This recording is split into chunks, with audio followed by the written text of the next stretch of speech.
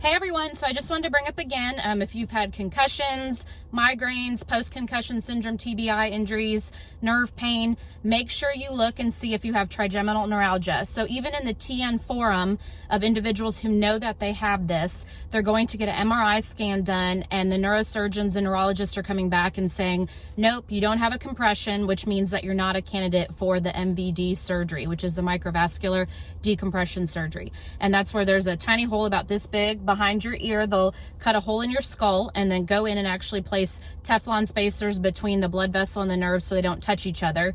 And when they're in there, they will actually look at the nerve and see if there's any additional places touching.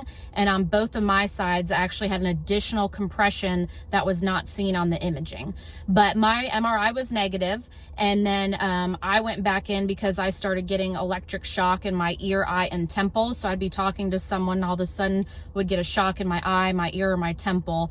And when I went in, the only reason that we actually did this Fiesta MRI was because my aunt had trigeminal neuralgia, but she actually had the traditional teeth pain. So she had shocks in her teeth, nerve pain in her teeth, couldn't touch her face. If the wind touched her face, she would get shocks in her face.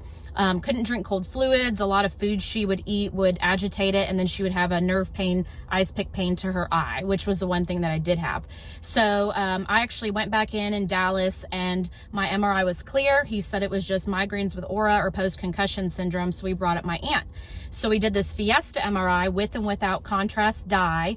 It's the trigeminal nerve, so the trigeminal protocol, and you want to do it on your specific side that's hurting you. So the right side's usually more prominent in trigeminal neuralgia, but you can have it on both sides.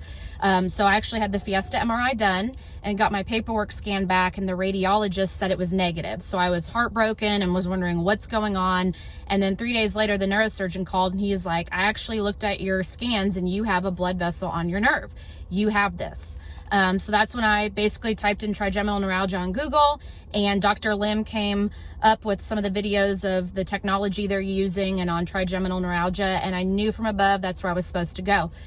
So anyway, sent everything to him, and options you have are anti-seizure pills your whole life, laser radiation, which causes scar tissue, actually damages your nerve, can create worse problems, and then a lot of places actually won't do the MVD surgery on you after if you've had that already done to you. And then obviously there's a nerve block that can be done, but I actually had issues above my eye, in my temple, and at the base of the neck. So I had all three branches that were affected.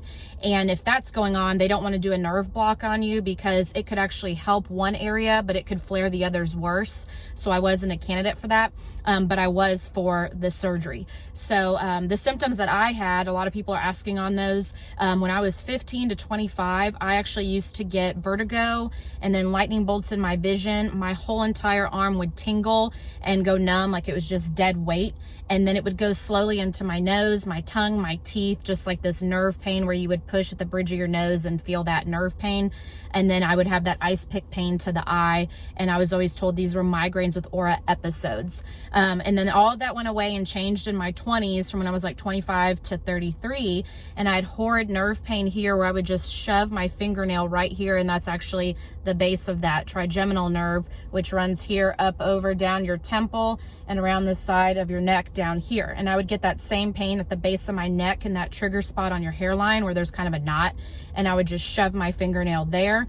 In my temple I would do that, and then right here at the bridge of my nose I would get that pain as well. I had constant pressure in my ears. I would get random ringing in my ears that would come and go, and then I would start getting constant stabbing. It felt like somebody was hammering a letter opener into my ear, and then electric shock started where it felt like tree roots that were just lighting up with electric shock deep into my ear, and that became really prominent on both sides, and that's kind of what forced me to go get the surgery. But I had constant pressure in my head. It felt like my head was in a vice all the time.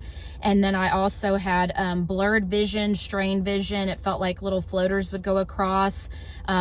emotional ups and downs all the time, extreme anxiety, and really this is all that blood vessel that's pushing on the nerve and causing all the pressure.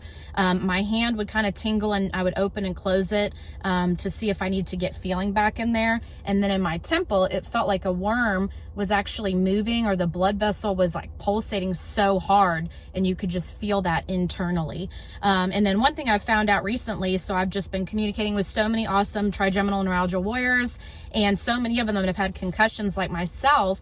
A majority of them are O blood, have my symptoms, concussions, and then they also have these muscle knots that are at the base of your neck, into your shoulders, the back of your blades, and then those lat muscles right here on the side. So I actually was doing 6 deep tissue massages every single month because my body was in so much pain.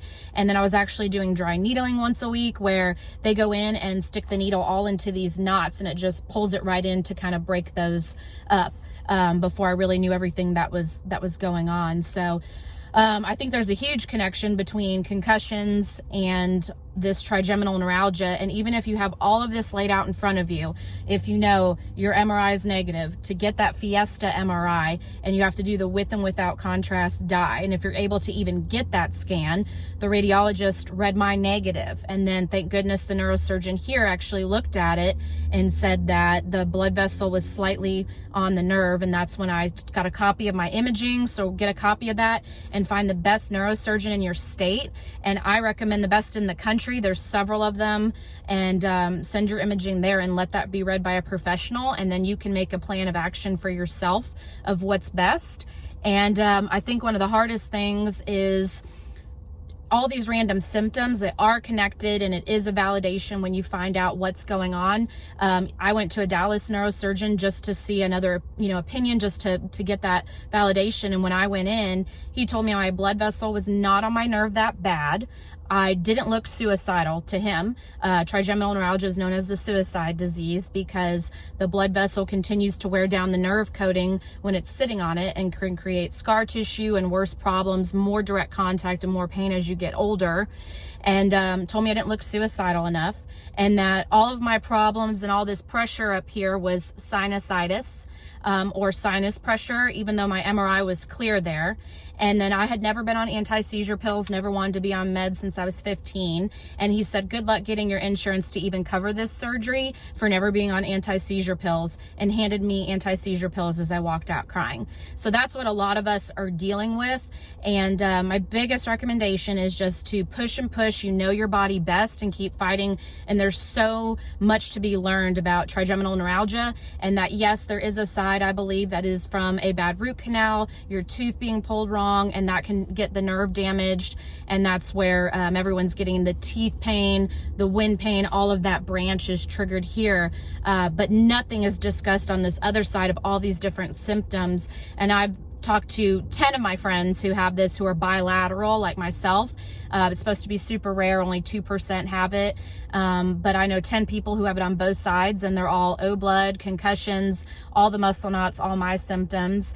And then ironically, even at my dealership where I work, there is another employee who actually has trigeminal neuralgia as well. So they've been searching for several years, have never been able to find out what's wrong with them. Once again, it's the O blood, concussions, they played sports, were in the military, and have all of my symptoms, all the muscle knots. And they went to my neurosurgeon, and come to find out they have trigeminal neuralgia as well, but they had to push for that Fiesta MRI as well. And they have that compression where they are a candidate for surgery. So anyone looking for answers, questions, anything, I'm happy to help. Just trying to help as many people as I can who have this, because I believe so many have this, and it's from concussions, head injuries, head trauma, car accidents, you name it. But I'm more than happy to help. So please message below, and God bless. Thanks.